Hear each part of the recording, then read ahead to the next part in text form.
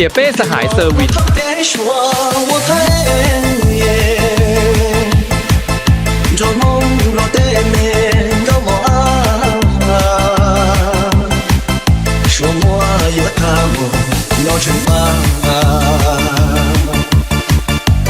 我要他们结成河，别人搞定老把说呀，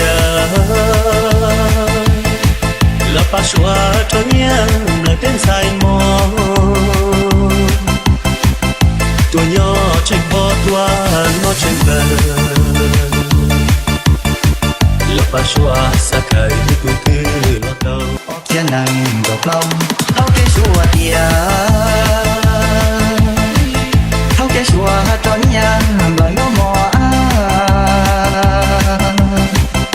tuổi nhỏ chẳng pháp liếc à bò thâu cái chùa xa nó tụ cứ lò tao tiếng nó thâu cái chùa rồi mong nó tên mình đâu mò说我有他们要惩罚，说我有他们结成河，乱中懵懂，接受不我，一路一路到老发说，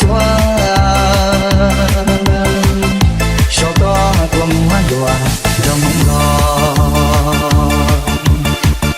người đầu nhá doan chỉ cho thừa. 1, 2, 3, let's go. Everybody put your hands in the air.